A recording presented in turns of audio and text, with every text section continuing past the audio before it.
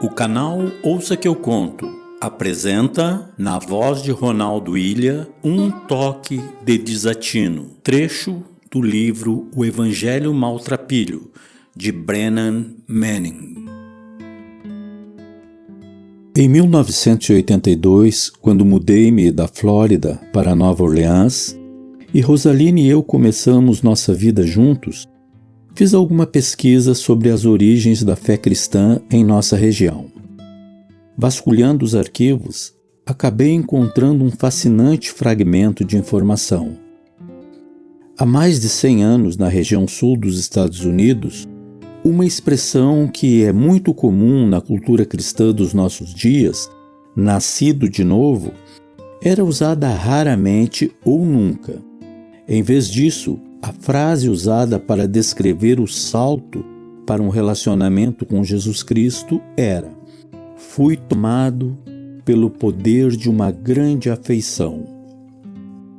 Essas palavras descrevem tanto a iniciativa de Deus quanto a explosão interior do coração quando Jesus, em vez de permanecer um rosto de santinho, com cabelo comprido, um manto de muitas dobras, torna-se real, vivo e senhor da vida pessoal e profissional.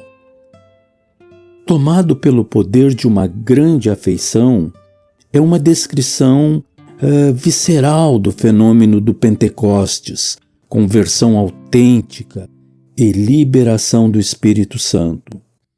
A frase dava novo significado ao velho provérbio russo: "Aqueles que contraem a moléstia chamada Jesus jamais serão curados." Em março de 1986, tive o privilégio de passar uma tarde com uma família Amish, em Lancaster, na Pensilvânia. Tenho há muito tempo profundo respeito e admiração pela comunidade Amish. Cada um de nós tem um sonho, uma visão de vida que corresponde às nossas convicções e incorpora nosso caráter único e expressa o que há de vivificador em nós. Quer seja altruísta ou ignóbil, o sonho dá definição à nossa vida, influencia as decisões que fazemos, os passos que tomamos e as palavras que dizemos. Diariamente fazemos escolhas que são ou consistentes com a nossa visão ou contrárias a ela. Uma vida de integridade é uma vida de fidelidade a um sonho. Como comunidade, os Amish, a grande custo pessoal, entalharam um modo de vida que reveste de carne e osso o sonho deles. Jonas Zuck é um viúvo de 82 anos. Ele e seus filhos criam leitões para sobreviver. A filha mais velha, Bárbara, de 57 anos, gerencia a casa. Os 3 filhos mais novos, Raquel, com 53, Elan, com 47 e Sam, com 45, são todos gravemente retardados. Quando cheguei ao meio-dia com 2 amigos, o pequeno Elan, com cerca de 1,20 m de altura, atarracado e de barba espessa, vestindo o traje negro Amish e o chapéu circular, estava saindo de um celeiro a uns 50 metros com um forcado nas mãos. Ele nunca havia colocado os olhos em mim na sua vida. Ainda assim, quando me viu sair do carro, esse pequeno mongoloide deixou cair o forcado e veio correndo a toda na minha direção.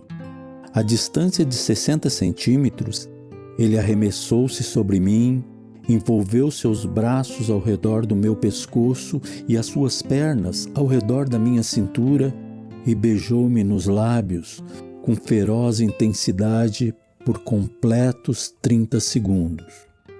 Bom, fiquei por um instante perplexo e terrivelmente embaraçado, mas num piscar de olhos, Jesus libertou-me do decoro, enterrei meus lábios nos de Elam e devolvi o seu beijo com o mesmo entusiasmo. Ele então pulou para o chão, envolveu ambas as mãos ao redor do meu braço direito e conduziu-me para um passeio pela fazenda. Meia hora depois, Elan estava sentado ao meu lado no almoço. Perto do meio da refeição, virei-me para dizer alguma coisa. Inadvertidamente, meu cotovelo direito golpeou com força a caixa torácica de Elan. Ele não recuou nem se queixou. Elan derramou lágrimas como uma criança de 2 anos de idade. Seu gesto seguinte me desmontou. Ele veio até a minha cadeira, pôs-se no meu colo e beijou-me com ainda mais vigor nos lábios. Depois beijou-me os olhos, o nariz, a testa e as bochechas. E ali estava Brennan, atordoado, emudecido, chorando e repentinamente tomado pelo poder de uma grande afeição. Em sua completa simplicidade, o pequeno Elam Zoc era uma representação de Jesus Cristo. Por quê? Porque naquele momento o seu amor por mim não se originava em qualquer atratividade minha. Não estava condicionado a qualquer resposta de minha parte. Elan me amava, quer eu fosse bondoso ou cruel, agradável ou perverso. Seu amor surgia de alguma fonte exterior a ele mesmo ou a mim.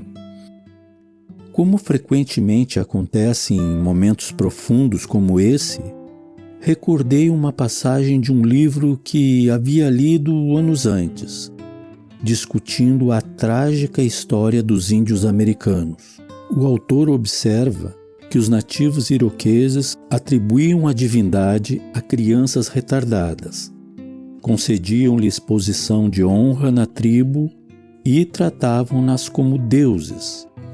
Em sua liberdade desembaraçada, eles eram uma janela transparente para o grande Espírito, para o coração de Jesus Cristo, que nos ama como somos e não como deveríamos ser, em estado de graça ou desgraças, além de qualquer precaução, limite, arrependimento ou ponto de ruptura. Num mundo roto e rasgado, é necessário um toque de desatino para crer-se que, até mesmo quando nossas escolhas são destrutivas e as suas consequências danosas, Deus permanece inabalável. Dessa forma, a despeito do nosso isolamento e da nossa defensividade, Deus permanece constantemente aberto e vulnerável a nós. À medida que encrespa o mar do sofrimento humano, nós somos duramente pressionados por provas de que Jesus crucificado e ressurreto venceu todo o poder, principado e autoridade, despojou-os como uma roupa e conduziu os cativos em sua vitoriosa procissão. O triste destino dos nativos americanos é uma lembrança pungente que se recusa a ir embora. Eles são desabrigados, tendo perdido sua cultura, sua terra, seu orgulho e sua esperança. Refugiados do Afeganistão, do Haiti, de Cuba e das ilhas do Pacífico Sul, fluem para as nossas encostas e são muitas vezes depositados em favelas e guetos inadequados para a habitação humana. Mendigos, indigentes e deficientes mentais espreitam nas ruas das nossas cidades. Pequenos proprietários de terra são exterminados pela invasão do agronegócio. A mineração desenfreada violentou a terra, o crime de colarinho branco em Wall Street e a fraude governamental em Washington devastaram o moral americano. Vítimas de AIDS são marginalizadas e preteridas como indesejáveis. A dependência de drogas devasta a nossa juventude e coloca nosso amanhã em mãos incertas. Clérigos mercenários são a coisa mais comum. O antissemitismo e o racismo são profundas cicatrizes na consciência nacional.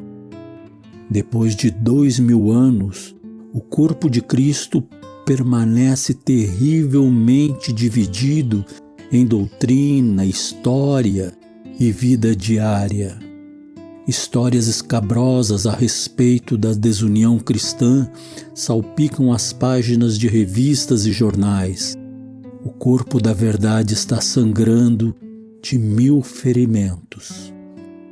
Não é de se admirar que muitos cristãos estejam hoje desiludidos, dilapidados e exauridos. O desolador cenário da aldeia global introduziu desencorajamento, desilusão e o que Parker Palmer chama de ateísmo funcional. Crença de que nada está acontecendo a não ser que estejamos fazendo acontecer. Embora com nossa linguagem cristã continuemos louvando a Deus da boca para fora, nosso modo de funcionar pressupõe a ideia de que Deus está morto ou em coma. Ser tomado pelo poder de uma grande afeição não parece ter qualquer relação com o mundo real em que vivemos. Não é preciso, então, uma boa medida de insanidade para ouvir-se as loucas melodias do evangelho maltrapilho? Sim, é preciso. Como disse Zorba, o grego, ao seu empregador, é difícil, patrão, muito difícil. É preciso um toque de desatino para fazer. Desatino, está entendendo? Você tem que arriscar tudo. Afinal, o discipulado é uma vida de sublime loucura.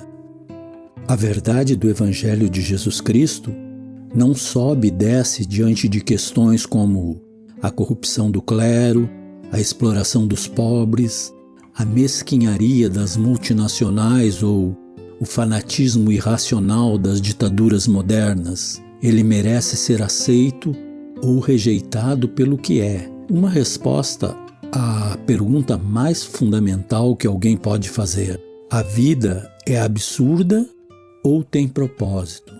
Jesus responde que não apenas a nossa vida tem propósito, mas que Deus interveio nos negócios humanos a fim de deixar abundantemente claro qual seja esse propósito. Qual é a natureza da realidade última?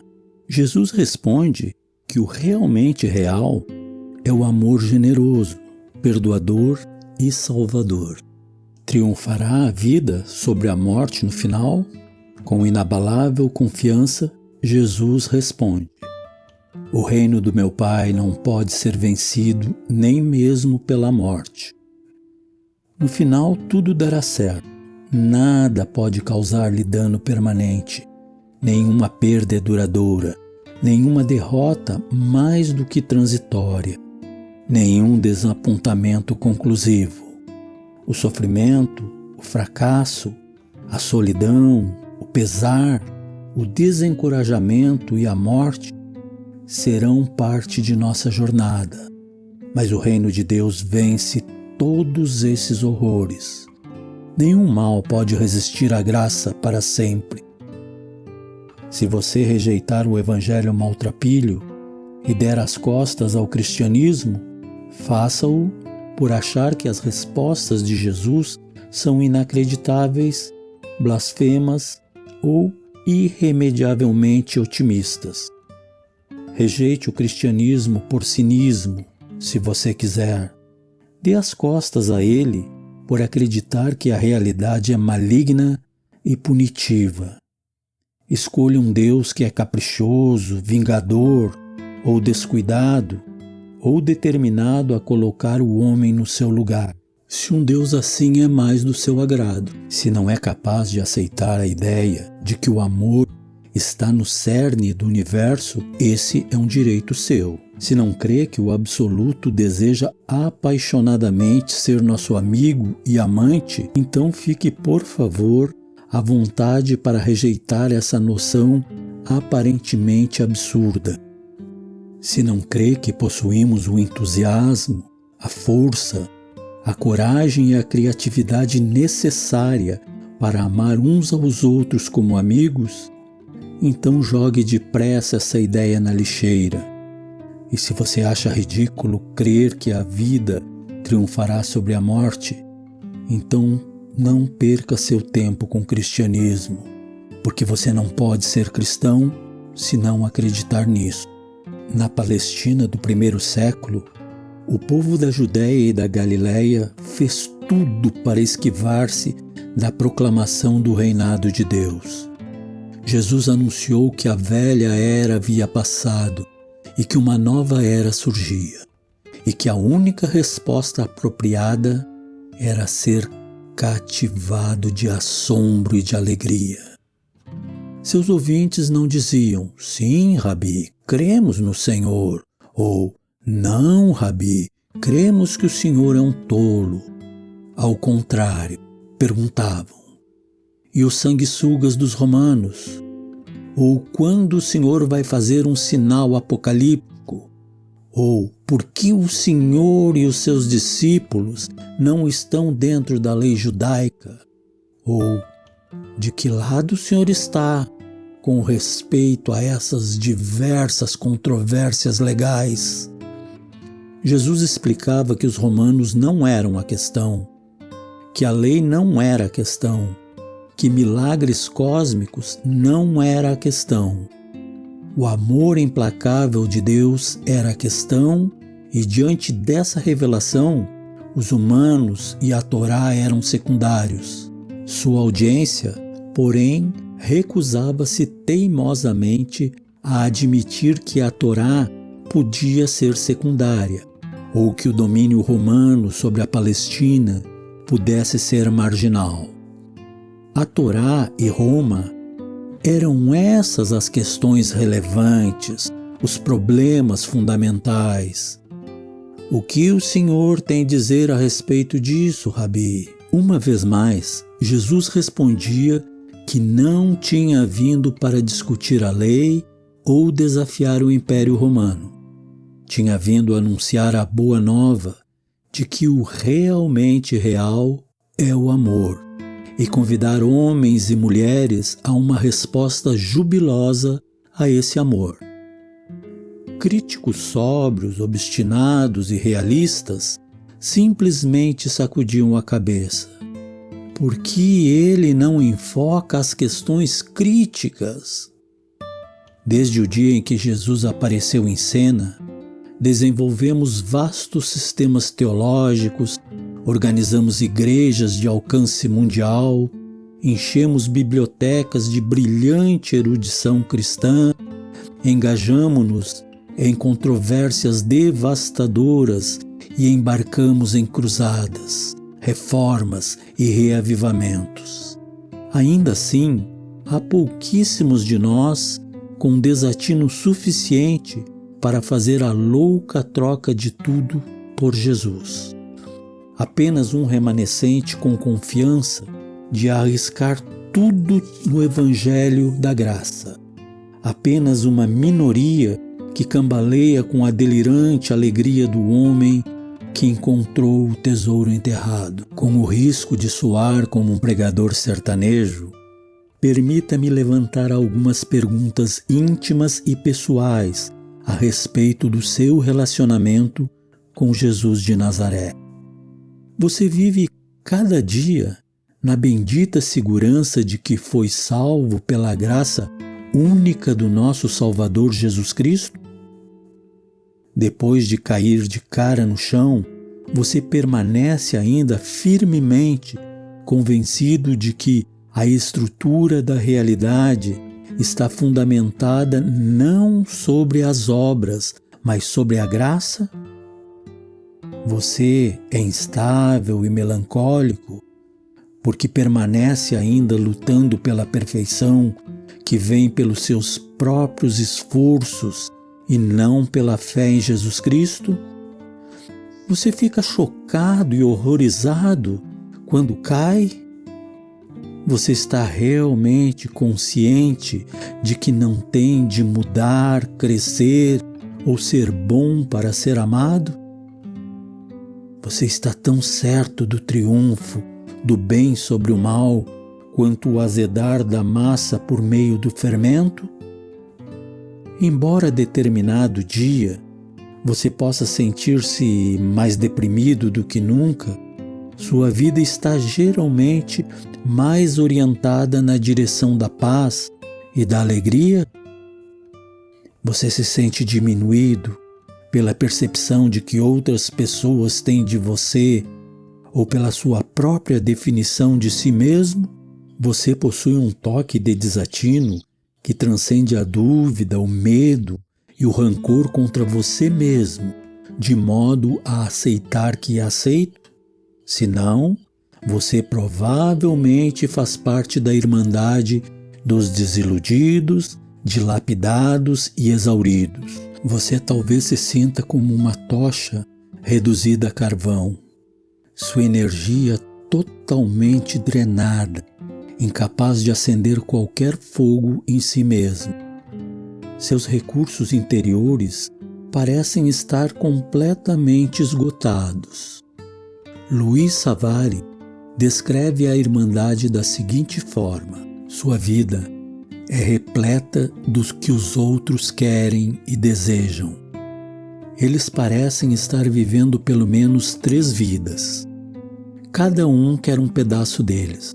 Não sabem dizer não e não lhes resta tempo para as coisas para as quais já disseram sim. Eles não conseguem encontrar a clareza de espírito e as informações necessárias nas quais fundamentar suas decisões. Fizeram um grande investimento em relacionamentos e obtiveram pouca gratidão, retorno ou até mesmo reconhecimento dos outros.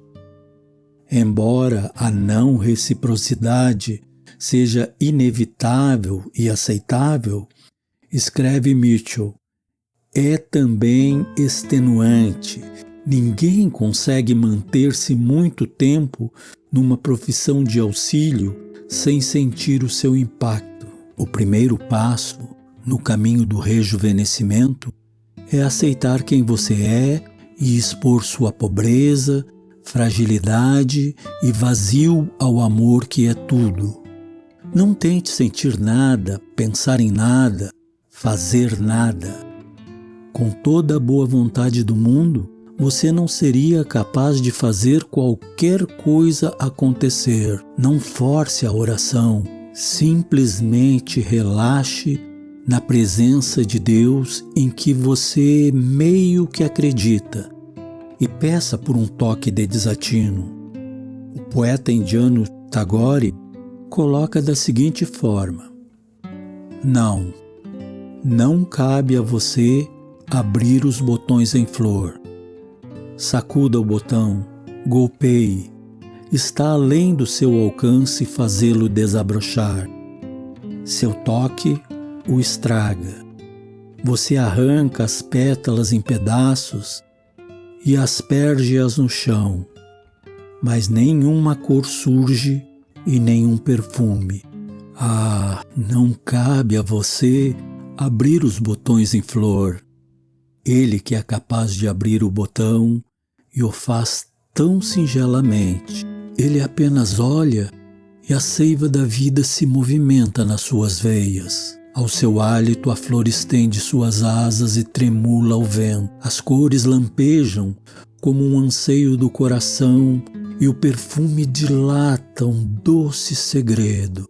Ele que é capaz de abrir o botão o faz tão singelamente. Em seguida, tente esse simples exercício de fé. Feche gentilmente os olhos e assuma qualquer posição confortável para você, desde que mantenha a coluna reta, em pé, sentado, ajoelhado ou deitado de costa com os joelhos dobrados. Imagine Jesus olhando para você do modo que ele olhou para o apóstolo João no cenáculo, quando num gesto incrível de intimidade, ele pousou a cabeça no peito de Jesus. Ou no modo como ele olhou para a mulher pecadora que lavava seus pés com lágrimas e secava com os cabelos. Por 10 minutos, ore repetidamente a estrofe do Salmo 23. O Senhor é o meu pastor, nada me faltará.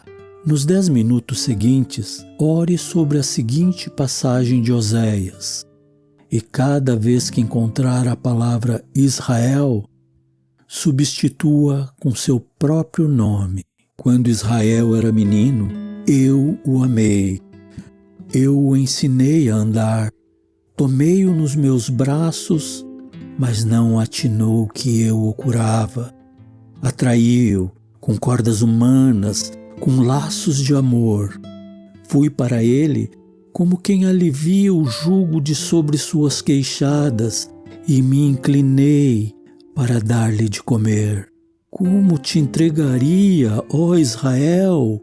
Como te faria, como a Admá? Como fazer-te um zebuim? Meu coração está comovido dentro de mim. As minhas compaixões a uma se acendem. Não executarei furor da minha ira, não tornarei para destruir a Efraim, porque eu sou Deus e não homem, o santo no meio de ti. Não voltarei em ira. Finalmente, nos últimos 5 minutos deste exercício de fé, leia devagar em voz alta as 3 passagens a seguir.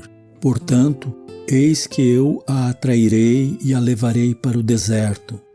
E lhes falarei ao coração, e lhes darei a sua vinha dali, e o vale de Acor por porta de esperança, e ali cantará como nos dias da tua mocidade, e como no dia em que subiu da terra do Egito. O Senhor me chamou desde o meu nascimento, desde o ventre da minha mãe fez menção do meu nome. Acaso pode uma mulher esquecer-se do filho que ainda mama, de sorte que não se compadeça do filho do seu ventre? Mas ainda que esta viesse a se esquecer dele, eu todavia não me esquecerei de ti. Eis que nas palmas das minhas mãos te gravei. Os teus muros estão continuamente perante mim. Que diremos, pois, à vista destas coisas? Se Deus é por nós, quem será contra nós? Aquele que não poupou seu próprio filho, antes por todos nós o entregou, porventura não nos dará graciosamente com ele todas as coisas? Se você tiver a oportunidade de celebrar uma Páscoa na França, quer numa grande metrópole como Paris, Bordeaux ou Lyon, ou num vilarejo como Saint-Rémy, onde vivi por 6 meses, verá uma frase escrita nas paredes dos prédios e nas laterais dos ônibus, em letras manuscritas ou impressas. Você ouvirá essa frase cantada, salmodiada e recitada nas igrejas. Você ouvirá trocada como saudações de Páscoa pelas pessoas que passam nas ruas. O amor de Deus é desatino.